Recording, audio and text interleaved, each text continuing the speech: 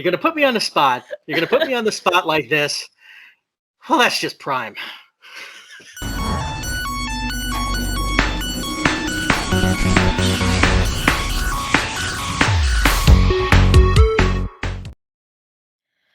Hello and welcome to the Swedish Transformers podcast. My name is Linda and I'm a loyal Autobot. And my name is Gustav and I am a really deceptive Decepticon. Hey everybody, I'm joining them. I'm Erik. I just make up stuff about both of them.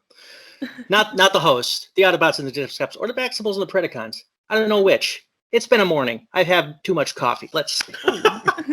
I'm so speeded. I'm so speeded. I'm talking too fast. Oh no! Oh! Erik Burnham. Burnham. But yes, Burnham. Yep, that's Burnham. me. So you started to work with IDW back in 2011 with Ghostbusters, Teenage Mutant Ninja Turtles, and more. Oh yeah, actually, I started just a tiny bit before. The first thing I did for pay for IDW was, believe it or not, a weird short horror story that I wrote and drew for Gene Simmons of Kiss, a weird anthology. Yeah, there was that, and then a toy that came and went quickly during the Christmas season. They had a tie-in comic, and that led to Ghostbusters, and that led to Ninja Turtles, and that led to so much else. So yeah. Yeah. And then also Transformers Beast Wars remake. Oh yes. Wow. Yeah, it's been fun so far, that one. I just turned in issue 12 and issue 5 just came out. So I mean, I'm working a little bit ahead, but it's been a blast.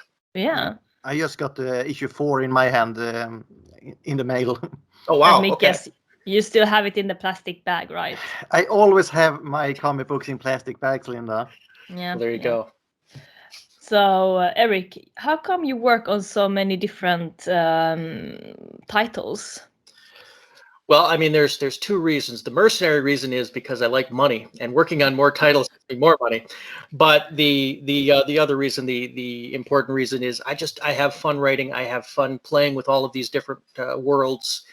I love doing it so much, and I'm kind of greedy in that way. I like playing in as many different places as I can. And so far, I've gotten to check off just about every childhood favorite and then some. So I mean, it's been good, and that's kind of why I do it. Love and money. yeah, of course. A great combination. Isn't it? Yeah. So how come? Why Beast Wars? How come you took that under your wings? It was a weird story. It was my longtime editor, Tom Waltz, had been working on the Transformers book. They've been under his editorship. And I had wrapped up some other projects. I was killing time one day. Actually, it was on my birthday. I was just flipping through the streaming channels, and I came across Beast Wars. Now, I remember Beast Wars, but I never actually got a chance to see it when it was new because, well, I lived in the middle of the country. It didn't have the TV channels to pick it up. So I'm watching it on the streaming channels and going, this is funny. This is fun. This has got some neat hooks to it. I wonder if they're going to do anything. So I emailed Tom and asked him, if they were ever going to plan on doing anything with Beast Wars. And he calls me back and says, funny you should ask. We're getting ready to put something together right now. Do you want to pitch it?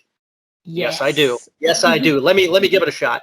So I gave it a shot, and they went with my ideas. I mean, well, I gave it a shot the way as just a straight adaptation of the show. And then they said, we like this, but what would you do if you could do anything? And then I threw them some other ideas, and they said, yes, yes, no, yes, yes, yes, no.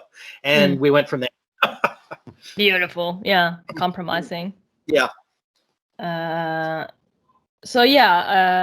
was the intro. So I'm actually going to leave the Transformers question to Gustav.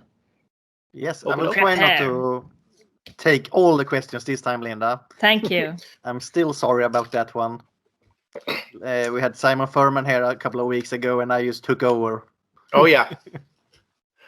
I will throw you into the smelting pit next time. Oh.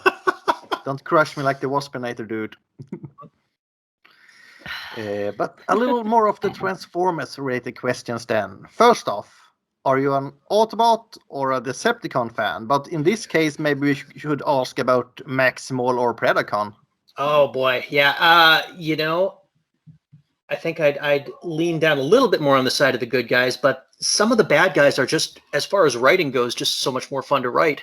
Starscream is more fun to write than Optimus Prime, and Megatron, Dinobots, Megatron, and Terrorsaur have been so far a little bit more fun to write than most of the Maximals, except for maybe Rat Trap. But yeah, no, I'm going to go with lean towards the good guys, but there's always that bad guy that's more fun to get inside the head of.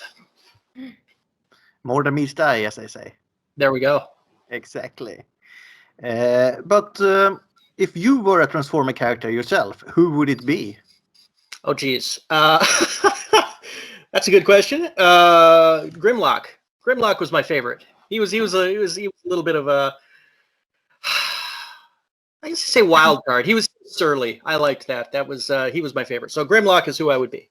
Is the Marvel comic Grimlock or the G1 cartoony Grimlock? Oh, gee. I'm gonna go with the cartoon. Oh. But just because that's the one I met first. I saw the cartoon before I saw the comics. Yeah. Yeah, they're a little bit of a comic relief character. Yeah, sometimes, but he turned into a Tyrannosaurus Rex, and that was just cool. Yeah, like Megatron. I agree. Yeah. Yeah. Is that also your favorite, or who is your favorite Transformer?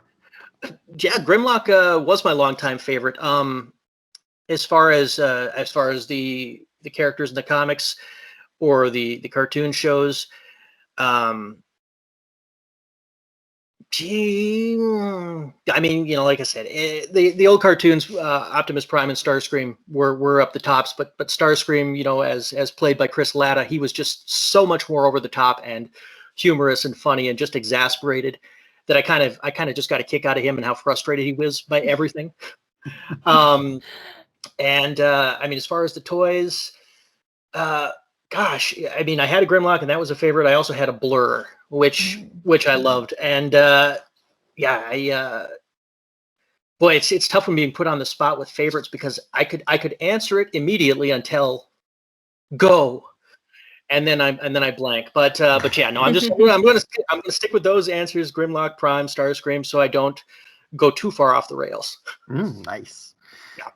And if you could design an entire new from scratch, from color to female, male to name to, is it a Decepticon? Is it Autobot? What would you choose there?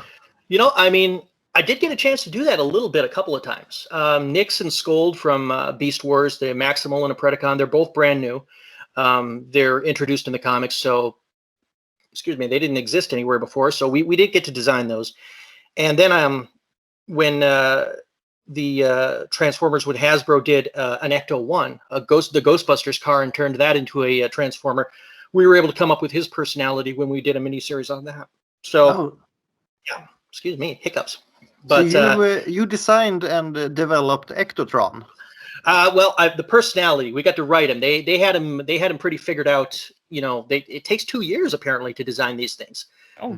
Yeah, to get them all as far as the toys. So yeah, they had him wired before we found out about him, and then they said, "Here, give him a personality and go." So that was fun. Yeah. But yeah, if I was to come up with something brand new, scratch right now, boy, you know what? I'd kind of like to do a character which you don't see too often in that one that just plays both sides. Just for fun, he's not really they're not really an Autobot or a Decepticon. They just kind of get in the way and do both sides. That would be fun, and that could be, let's see, a Black Gene. I'm thinking about Lockdown. He's like not an Autobot, not a Decepticon. He's just doing his shit in the middle. Yeah. See, it's stuff like that I like, and like I said, there just aren't too many of them. It's not a huge pool of characters. So, but there was a really cool one in the G1 cartoon. I remember. I can't remember his name, but he was an Autobot and a double spy who transformed into a Decepticon and was a spy, and he was a really strange character. Yeah. See, yeah, now, like it's again now the cartoons has been outside of Beast Wars, which I watched last year. It's been a spell since I watched the original cartoons, and now I'm trying to remember. And Boy, I wish I had a wiki in front of me right now. But Gustav, there was this character from Armada that also was like this weird type motorcycle that switched from Autobot to Decepticon, but then came out to be Unicron, I think. Okay, yeah. If I remember right. It's the motorcycle. I can't remember his name. Well, you know what? Now I got a motorcycle on my mind, and since I'm from Minnesota, I think I'll make it Prince's motorcycle from Purple Rain. So we just have it's you know what, the Transformer is Prince. It's Prince, and he turns into the motorcycle, and that would be the most ridiculous Transformer of all. Now I really hope they make it. we need a weird Transformer now, a comic relief, something else. Yes, of course. Prince is a Transformer. That's it. Yeah. But Ectotron is little of a comic relief. He's a little bit nerdy little Autobot. Yep. He was meant to be just a little bit of stuffy nerd. Yeah. And he's from the Ghostbuster Transformers crossover. Yes. And how did that come to be? I mean, really, we were at the as it was. They were both had the 35th anniversary of Transformers and Ghostbusters at the same year. Hasbro decided to make a toy that year, turning Ecto into a Transformer, turning him into an Autobot. And really, it just came to the point where they said, would you guys like to do a comic series based on this? Yeah, it didn't take too long for us to say yes, we would. It'd be a lot of fun to work with the original Transformers, the original Autobots and Decepticons, and see who we could play with and see who we could use. And I mean, it really was that simple. We're doing a toy. Do you want to write a story? Yes. You don't say no to something like that, right? No. I mean, I wish sometimes they were more complicated or made for a better story, but really it was just, you wanna? So. Yeah. But the Beast Force, that is the current running title of the IDW. How much inspiration have you taken from the TV series from the 90s? Well, a little bits. We've been doing some cherry picking, and what they wanted was, at first they wanted just a straight adaptation. What you saw on the show would be what you saw in the comic. And we worked on that for a little bit, and then they said, well, wait a minute, why don't we do it a little bit different way, like the old Ultimate Marvel comics, where they started them over in 20 years ago. They started them over in the year 2000. Spider-Man, if he was introduced today, how would that work? And they said, well, how would you do something that was mostly the same, but just with a few tweaks, just a little different? And I gave some ideas on that. And then they asked, what else would be fun to do? I threw some ideas. That's where they said yeses and nos. And then the editors got involved and made some suggestions. We would like to see this. Maybe we'd like to see a little of that. We'd like some new characters because they felt, rightly so, there weren't enough female characters until Black Arachnia comes along, and they didn't want to wait however long it would take to get to her. So they wanted somebody to jump. And we started the first 6 issues they wanted the first 6 issues to just take place within the first couple episodes of the cartoon, where they go from Cybertron to the past and crash land and become the animals and they wanted that in the first 6 issues. And they gave us some leeway to make some changes and add some things. So for the most part, what you would have seen is what's happening in the book. Dinobot does defect from the Maximals to the Predacons. Spoiler. Not really. It's a 25-year-old spoiler. They do crash land on the planet. They do have a fight and build up a grudge between the two groups. I mean, all that happened in the cartoon. It's just the tweaks we made. The new characters make changes to how the story plays out because they weren't there in the cartoon, and we've added some other things that I'm not sure when we'll get to some of them, but there are some tweaks that here's what happened in the show, and we're going to keep most of it, but we're going to do it just a little bit different because otherwise you've already seen the show, you already know what's going to happen. Why would you read the book? And so, I mean, that's the thought process behind some of the changes. So like I said, about 75-80% what you remember, and then the rest is changed or sprinkled in with new. Yes, but we will see Black Arachnia, which I've always thought in the TV series was a really complex character. Oh yeah, she's I just saw some pages back. She shows up in issue 7. Yeah, I've seen some leaks about her on the cover art. Oh yeah, Winston Chan has drawn that one. He did just a bang up job. Really great. Yeah, Linda will arrive on the art, I think, soon. But will we see Starscream? I don't know. I want to get him back there eventually, but right now there's a no on some of the G1s, because one of the things that I pitched to them to do was, could I bring in the original Dinobots somehow? Could I have them, travel through and wind up being some kind of weird, just weird presence, with Grimlock and all those. And they said no. I think that all came to do because of the new movie that's coming out. The movie that's coming out next year, that's going to have the Beast Wars characters and the original characters. I think they wanted to keep everything separate until after that movie came out. I think that's why they told me no. But that's a guess. So have to wait and see, I guess. Yeah. So hopefully after then they'll let me bring in some of the older characters through time travel shenanigans. Yeah, but you could have the Starscream's ghost could be there. He's in the TV series. Yep, exactly. But that's again, they're not letting me pick up any of those yet. Yeah, Hasbro. They got the ruling it with the iron fist. Well, I mean, as they should. It's their toys. Yeah, you should have that, and you should throw in Dinobot Slash. You can have a relationship with Dinobot, and that would be awesome. You can always pitch it a year later. Be like, hey, you still want Starscream in? Yeah. Sure. Oh no. I mean, it's going to come back to that. Yeah. Trust me. I mean, he's a character I had fun writing, and it's something that would also be unique because nothing I do would wind up being exactly like the show. So hopefully they'll let us get to those stuff later. Have you been in contact with any of the old crew of the Beast Wars show, voice actor or writers or anything? Not direct contact, although, and maybe you saw it, maybe you didn't. When the first issue came out, David Kay did a little dramatic reading and had some fun with it, and I mean, that just kind of blew us all away. It was so cool to see. Here's the stuff we made, and somebody turned it into a little animation for YouTube. And, it was just like, wow, this is awesome. But I nothing seen direct. It 5 times, I think. Oh, see, yeah, it's just chills. You hear him act it out. Super cool. Kay is the voice actor who played Megatron, I think, in the original Beast Wars series. Yes. And he has such a smooth voice. It's amazing. Mm-hmm. Yeah, no, it was so not something I expected to happen. So I mean, it was a surprise for all of us. We just kind of geeked out. When you start on this new comic book and you have to portray some classic characters, how nervous are you of the fans? How they will react to this version of them? Oh, see, I mean, I tend to be a little nervous, but at the same time,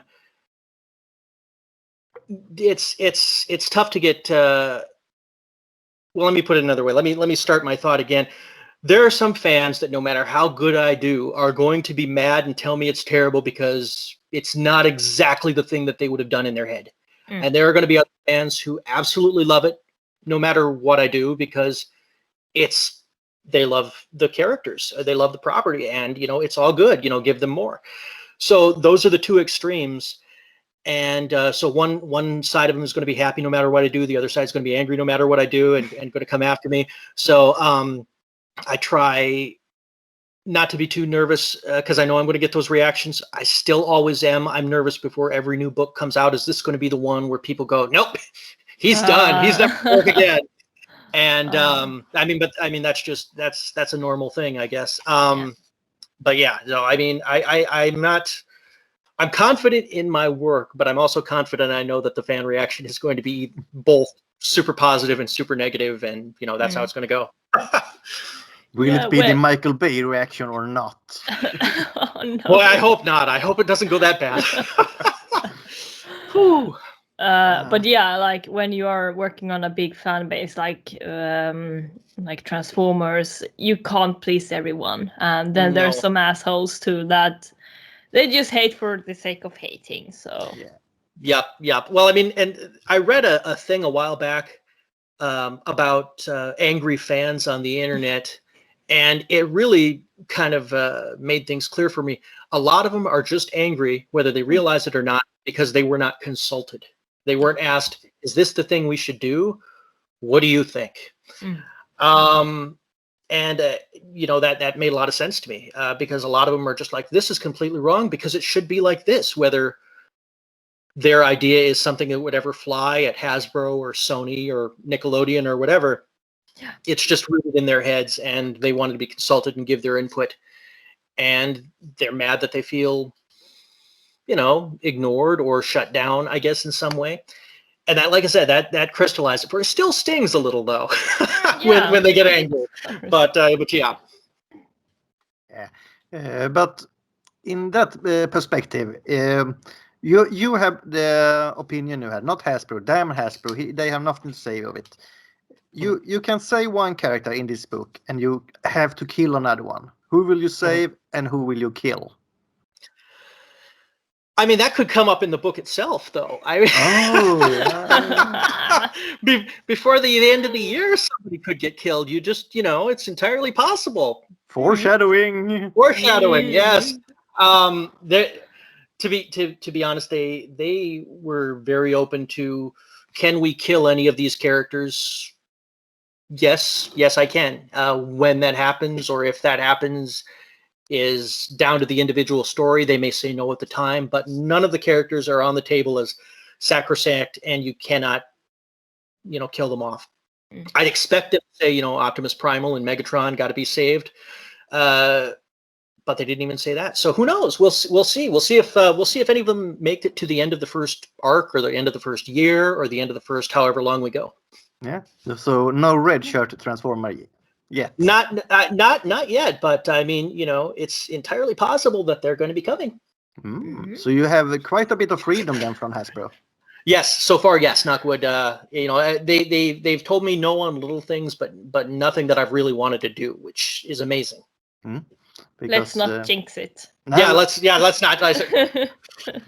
not. It's going great. Don't jinx it. Yeah. And it's beautiful too. Linda will soon take it there, because I rewatched some of the Beast Wars now, and the story is amazing from that old cartoon. But it's so aged with the 3D. Yeah, it's barely watchable. It's some early CG for sure, and some of it was rough, but I mean. They got a lot of mileage out of the story they were telling, as you said. So, and the voice actors and the voice acting, I think that part has held up pretty well. And I was watching it, and I had to actually pause and rewind it, because I heard I heard a joke from Rat Trap. I heard a joke that was just like, wait a minute, that seemed a little bit adult for a kid's show. Wait, it was. And it seems a little sexual innuendo on a show for 7-year-olds. It kind of caught me off guard. They do like in several other. I think Transformers Prime also has a joke that is like a little bit, for the grown-ups, and Transformers Animated. Arachnica makes every Transformer horny. Yeah, she's burning every metal on the field. But yeah, like Beast Wars was the first. Beast Wars was the first 3D animated children's show out there, so obviously it's old. They focused only on the characters and almost nothing on the background, which is visible, and that's why it's so hard to watch. But they did an amazing job on the character designs and how they transform, and then also on the toys. Oh yeah, and that's why it has such a great fan base, because all the boys like the toys. It was weird, and I still see a little of it online. Is it didn't get caught, and it didn't get embraced right away. And the younger fans that are now adults, that was their first Transformers, so that was their Transformers, and that was their thing over and above G1, and they grew up with it, and now everybody is an adult. And so, they're both kind of embraced equally. Yeah, but not at the beginning. Got some strobing. Yeah, my light is going nuts. I'm sorry. Well, it looks like you're just about to have a party, guys. Yeah. But you said adults. That's a stretch. Yeah, well, you know, I chronological could never adults. call myself an adult. Legal adults. Legal adults. Yeah. Legally considered adults. Yeah. But no, I mean, versus, you know, a 7-year-old versus a 30-year-old, you know. Yeah. The body of a 30-year-old man and the mind of a 7-year-old boy. That would be a better way to put it, yeah. Yeah. Oh shit. Soon, Linda. Soon I will Yes, let you. I know. I will have one more question for you before Linda will take over for a while. Sure. I had nightmares, even as a grown-up, about one scene in the original series Beast Wars, and that's the death of Transmutate.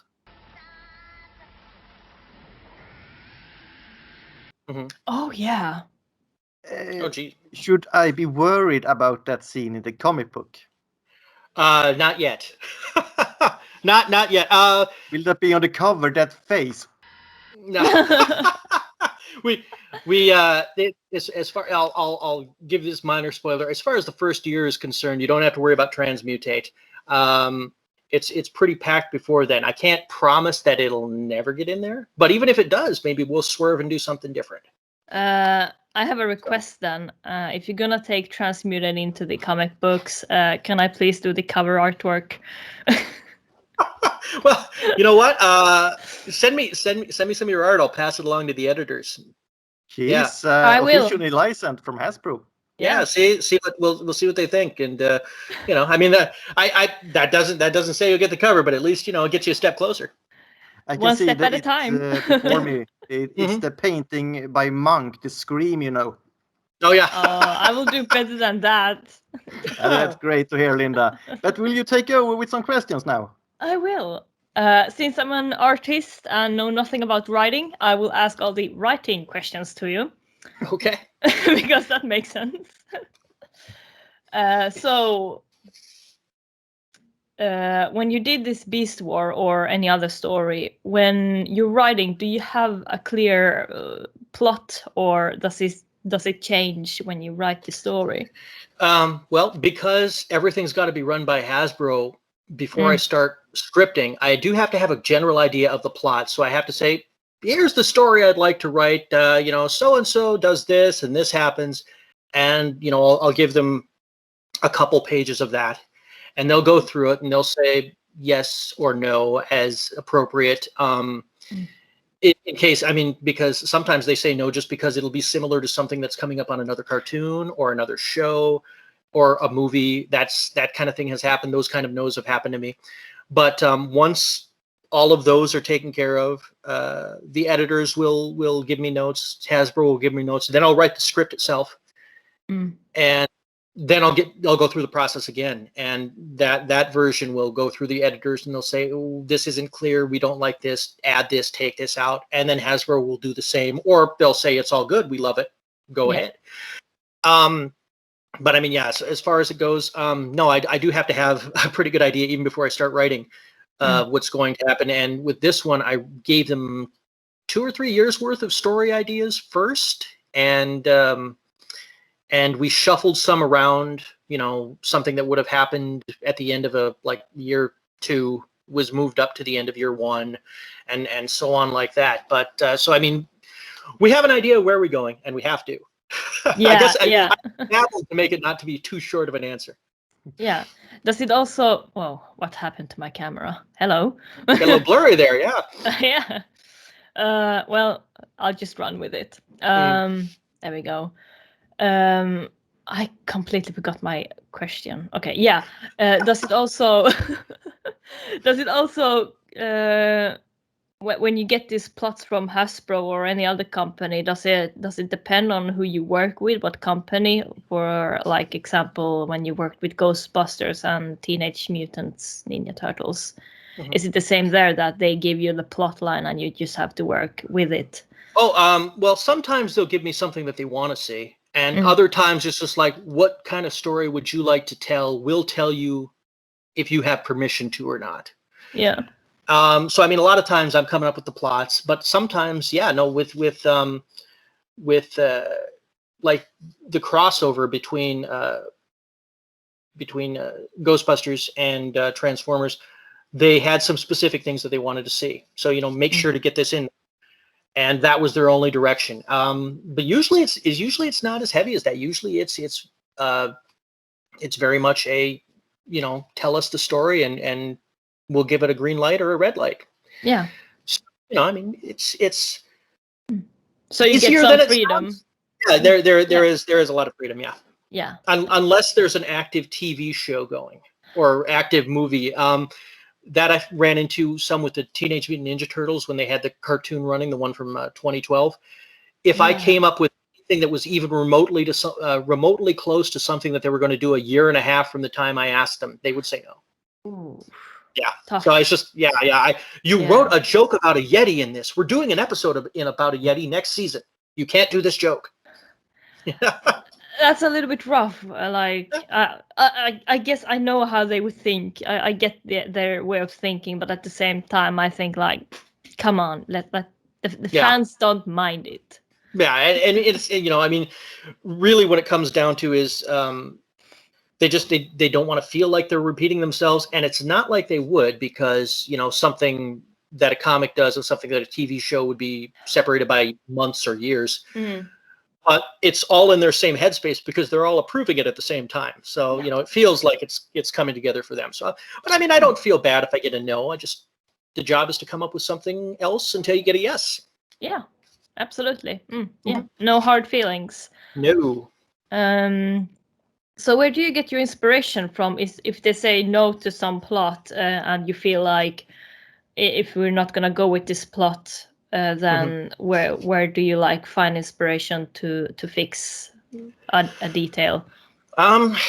Yeah, well, I mean, if it's just a detail, one small part of the story, I'll talk it through with my editors and see if they have any suggestions for me. Otherwise, I'll just come up with something else as best I can. Usually, though, if they say no, they'll give some kind of hint of what they would like or what they would say yes to, which is really helpful. The worst kind of note, well, not the worst, the most difficult kind of note is come up with something better or come up with something funnier and just, go from that. You don't have any idea what direction they want you to go in. They just want something different. That's tricky. Yeah. But I mean, no, for the most part, when we get a no or when we get a note, it always leads to something better. It always leads to a better idea. So inspiration is everywhere. You just roll it around in your head until the answer presents itself, whether it presents itself right away or hopefully not too much later. Yeah, exactly. Working the problem in your head, the answer will come about. And I mean, that's the great thing with creative stories, fictional stories. Something weird can work. Throw something against the wall. Hey, that's perfect. And So you don't go to Shakespeare and try to get some ideas from there. Actually, I have, but not recently. Yeah, so I mean, usually I don't have to go so far back to the Bard. Yeah, Shakespeare is great, by the way. Oh yeah. Yeah. And you can also just go down to the pub. There are great ideas there too. Oh yeah. that is also true. Yes, that's pub also ideas. True.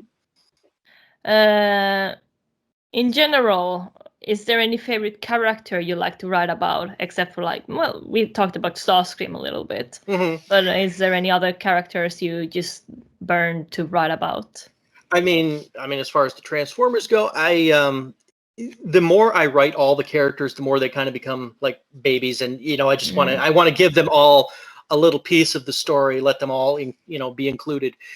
But no, I mean, sometimes it comes down to, I think of a story and it would be perfect to feature this one character, and I mean, they're going to get it all, and for that story they're going to be my favorite, and I'm going to give them all the love and care in their lines, make sure they get the best jokes or coolest lines, and I mean, that's kind of what it comes down to. Who's the important person in the story, and then let them have all the fun and be the star.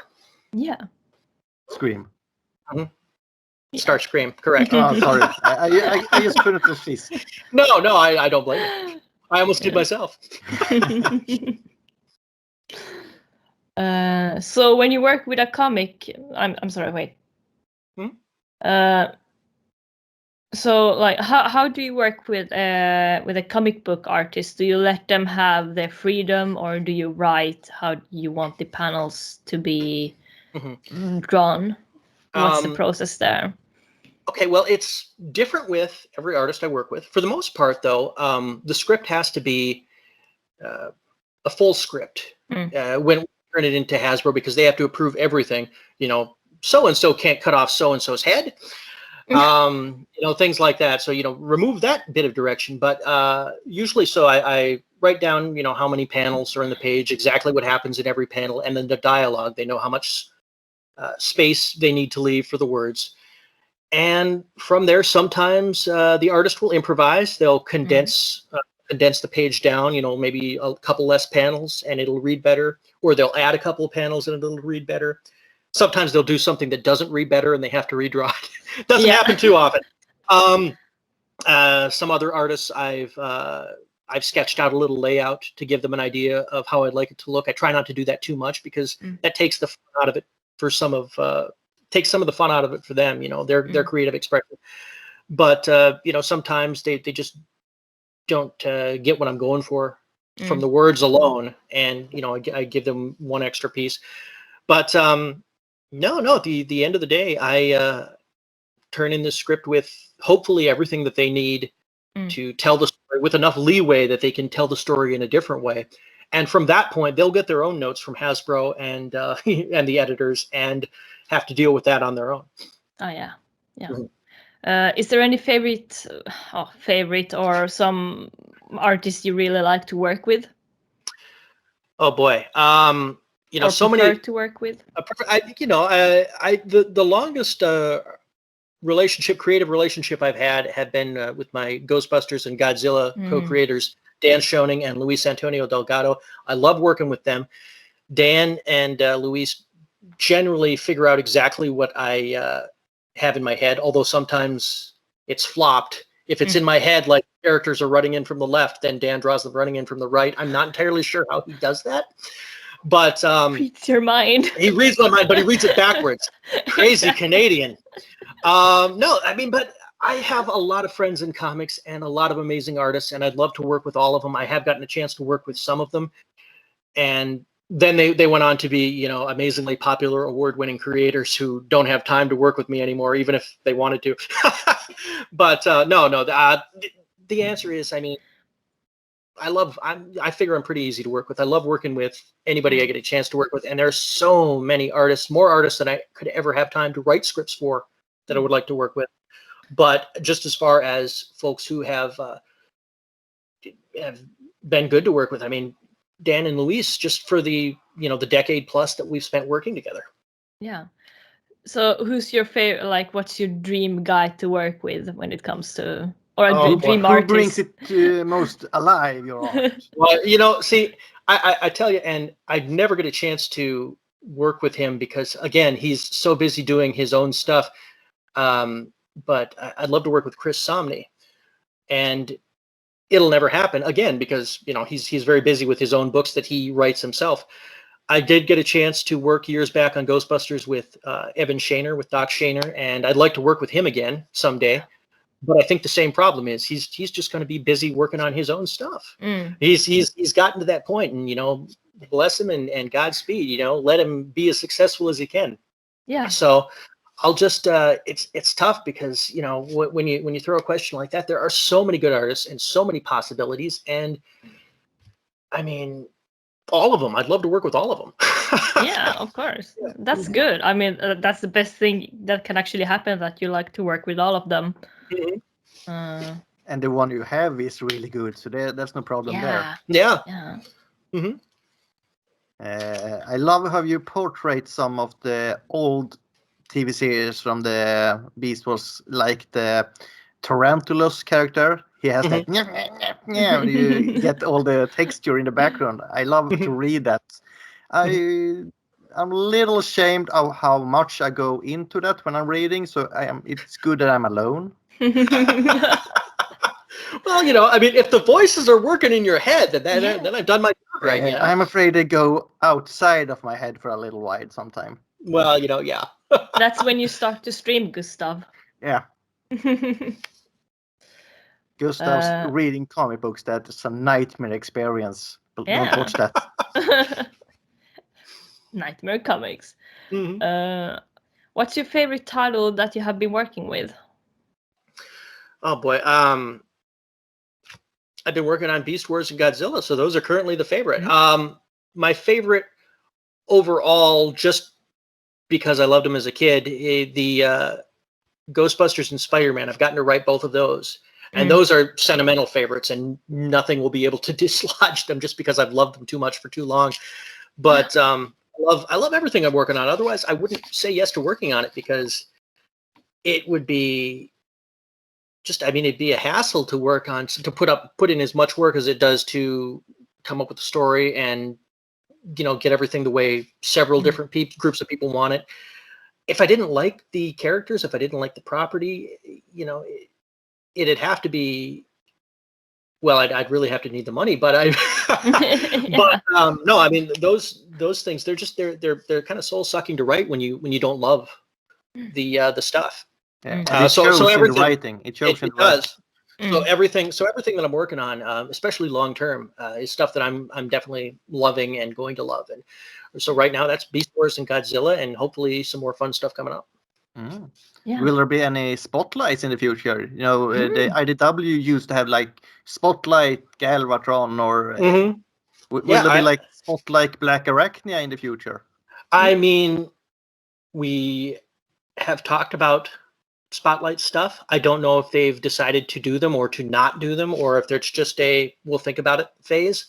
But it's definitely something that would be fun to do, and something that I would like to see, because there are so many characters in a book like this. This team book, there's 14, 15 characters at any given time, and 20 pages a month. That doesn't give anybody a lot of time to shine. So I would love to see some one-shots, and hopefully IDW can be convinced to do some of them, whether I write them or not, whether Josh draws them or not. Just more of those would be good. Yeah. So hopefully, it's not a yes, they're happening. Yeah, but I'd sure like them too. Yeah, the fans always love the origin stories. Yeah, and as Linda say, we like the lore. Yeah. And well, you're going to get. I mean, Black Arachnia's issues 7 and 8. You're getting her origin story for sure. Great. Nice. And if I say there will not be the spotlights, maybe the almanac as they did in animated, where you take a little page to describe every character. That I would also. I mean, that's something. Those kind of books, the old Marvel handbook and stuff like that. All of those were longtime favorites when I was a kid. So I'm always pushing. Let's do something like this. They're great. They're awesome. And they're like, we'll think about it. But I would like to see that as well. Yes. One day you will give them a brilliant idea, and they will say yes. And one day they'll take the yes. Yes. Yeah. You never know. Good. It sounds good. We have a guy on the inside now. Yeah, we have that now. So much stuff is less of a no than a not right now in this stuff, and the not right now. It's frustrating because you don't know when right now will be when they say not right now. So I mean, yeah, I'm just not patient enough for that, but I've got to learn to be. How many post-it laps do you have on your fridge? Remember this. Remember this. Mm-hmm. Too many. You can't see the fridge anymore. It's all posted. It's just a mass of papers with notes. Amazing. And if you would go out on a bar run when the corona is through now, obviously you bring me and Linda. That's no question. But what Transformer character should we bring to that all-nighter? Oh, geez. Well, I think as far as the ones Beast Wars characters, yeah. As far as that goes, I don't think you could go any further beyond Rat Trap. He would have to be. He's there. He's chugging. He's drinking. He's having a good time. He's cheating at darts. It's him. Yeah. he's the good time party guy. Yeah. I'm a little afraid there will be a brawl later that night in the bar, but okay. There definitely will be. 100% will be. It's, I mean, that's a foregone conclusion, but that's the price you pay. Oh, he's annoying, but still so great. Mm-hmm. Mm-hmm. Yeah, that's the kind of person that's fun to drink with, and then fun to get away from. Yeah. And then, have you met Linda? Och så går, then you go. Yeah. I miss bars. Yeah, I mean, shoot.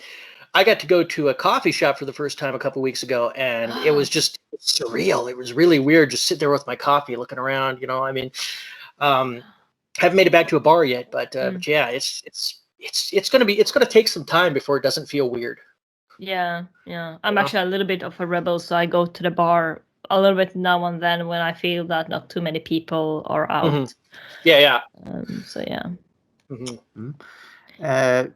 We have talked a little about crossovers you have done, the Ghostbusters one, and there have been many strange and wonderful adaptations with like My Little Pony and so on. What would you dream about doing a crossover if? I have always spoken out that Sonic and Transformers should have one. Mm-hmm. That'd be an interesting one. But you have Metal Sonic, you have Blur, that's fast, and everything. Yeah. No, I mean that'd be an interesting one to see. I'm not. Boy, that now make David Marriott's ears scratch because he edits Sonic as well. I'm sure I'm sure that's now going to cross his mind. It's a shame that I wouldn't be the right guy to write Sonic. So I wouldn't be the right guy to write that crossover. So maybe you should pitch it. But I don't know. Let's see. Transformers. This is funny, and it's kind of a cheap dodge. But now that Hasbro owns both of them, I kind of want to see a Transformers versus Gobots. Oh yeah. I kind of want to see that happen. I mean, it's the characters. They all have the same.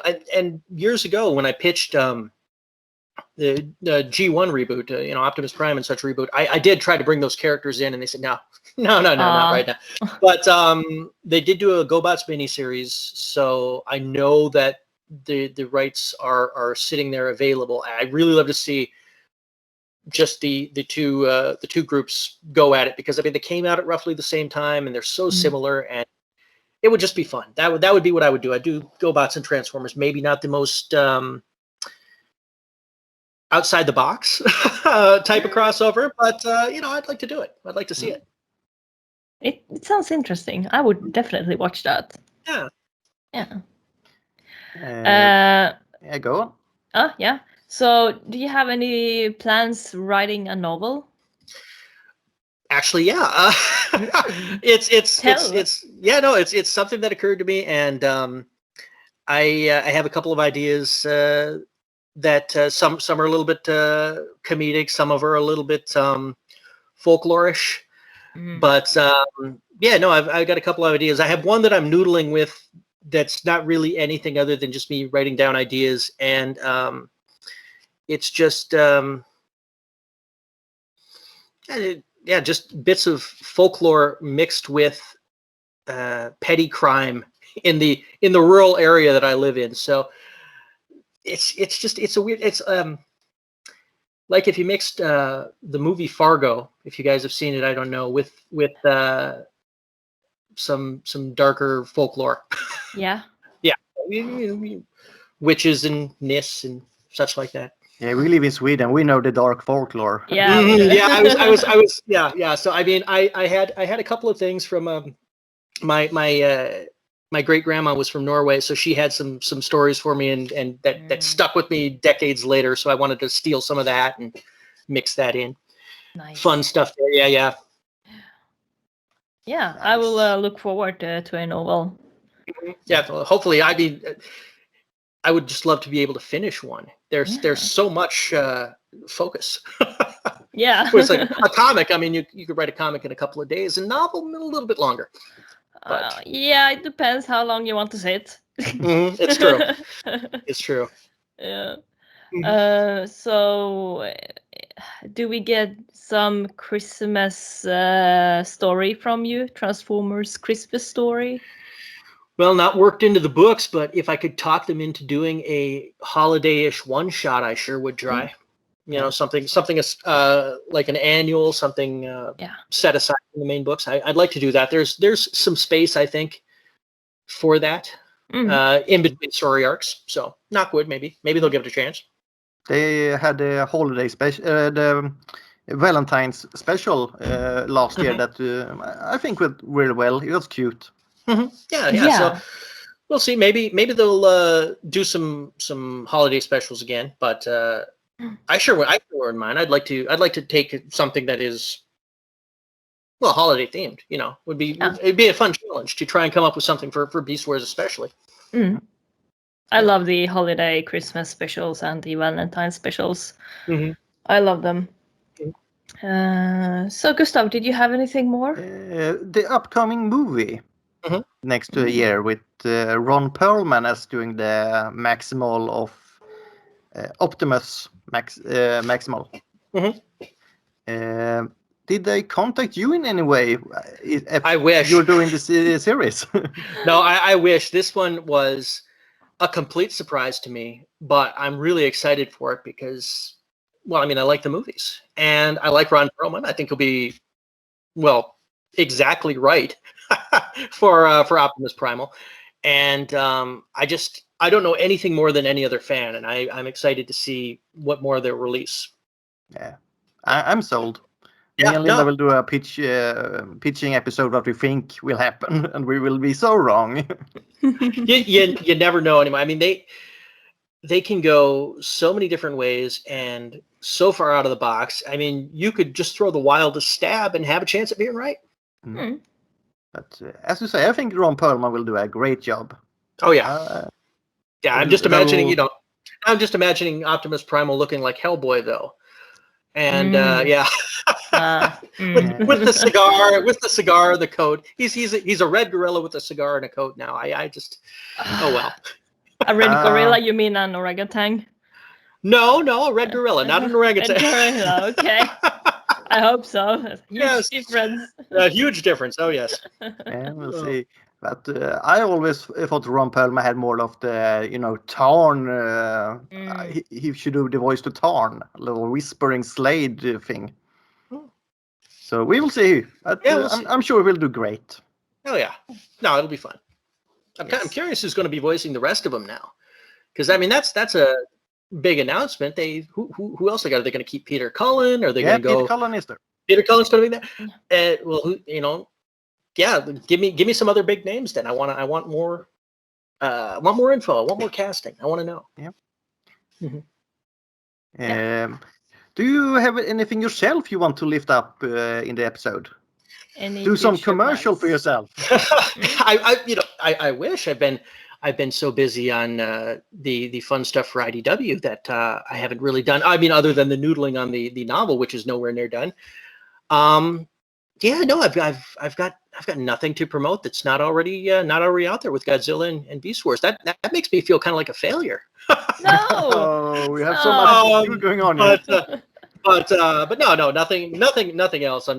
Unfortunately for me, nothing else to talk about. Sorry. Any future plans? I did. I had been that you can talk about. That I can talk about. Yes, I did put together a pitch and sent it off that hasn't been come back to me yet about kind of like a middle school science fiction horror comedy. Something for younger readers, but with just a little edge of humor and scariness. Yeah. I put some of that together, and hopefully I'll hear back soon, and hopefully it'll be yes. Otherwise, if it's a no, then I'll just rework it and pitch it to somebody else. Yeah. But yeah, that's knock wood that it goes well. Yeah. Will we see you in Sweden soon? Boy, as soon as those restrictions are lifted, I sure would like to get over there and visit Norway and Sweden both. I've always wanted to see. Yeah. So, unfortunately not soon, but knock wood someday in the future. I'd love to be over there. Yeah. We have the convention here called the Retcon. That is a Scandinavian Transformers convention. Oh wow! Oh dang! Yeah, no. That I would. It would be hard for me to say no if I got an invite to that. Yeah. We'll make sure you'll get it. Oh well, thank you. We have a little tradition here Okay. But we are only half there today because we didn't know you were gonna be on this podcast last time. You said yes and just appeared. It was great. Mhm. And we have another tradition, Linda, that Yeah. you usually does, but Yeah. explain. Yeah. So usually I have a quote that is called Linda quote, obviously after my name. Mhm. And this quote comes from Transformers that I like to play out. So since we have you as a guest here, I will leave my quote to you to play out. Okay. And it will be in the beginning of the episode. Okay. So there will be your quote and a little jingle, and then the episode will start. I see. Okay. And you What? can be powerful about it. Some Okay, wait. Transformers quote. Some Yeah. Transformers quote. Yeah. Oh gosh, let's see. Well, see now. You're putting you on the spot again. Not to put on the spot, but now also because you said it, the only thing I can think of is that's just Prime, man. And we'll say this in. You're gonna put me on the spot. You're gonna put me on the spot like this. Well, that's just Prime. Great. I think that's perfect. All right. I actually think that's perfect. You can keep it if you want. There we it's go. Fine. It's okay. All right. I think All right. that was all the questions I had. I have more, but not about this. Okay. Fair enough. But, I hope you had fun. Oh yeah, I did. It was neat. Like I said, it's always. I mean, I'm always a little nervous when I have questions that are they're on the spotlight. And I'm like, my mind went blank, but it was fun. I worry that I'm a terrible guest when that happens. No, don't worry about it. I mean, like, honestly, it happens to me like every time we have podcasts. So I always have this blank mind, like, oh wait, what am I recording now again? Mm-hmm. It's like I feel like I didn't do my homework in high school. It's just like Yeah. I should know this answer. Why didn't I bring my notes? I'm a professional. I should know this. Why am I drawing a blank? What's a transformer? Who was Megatron now again? It was Megatron. Yes, exactly. That's the only bummer. But I mean, other than that, it was good talking with both. I had a blast. I'm sorry I had to keep you up so late. That's no problem. Yeah. But yeah, well, thank you, I guess. And unless there's anything else want to know, I guess we wrap. Yeah, but we will return to you later, maybe when you have when it's run a year or something. We will come back and see where you have taken us. Yeah. Let me know what you think of the stuff coming up, because we got some weird stuff coming. Yeah. All right. And Erik, I will contact you on Facebook or Twitter. Where can? Well, Gustav got a hold of me on Facebook. But you can tweet me, or you can send me a message through Facebook. Either one is fine. Yeah, good. Yeah. It's gonna be Facebook then. Alrighty, fair enough. Yeah. And then I will just have to say, till all are one. May your luster never dull and your wires never cross. Awesome. Bye. Bye.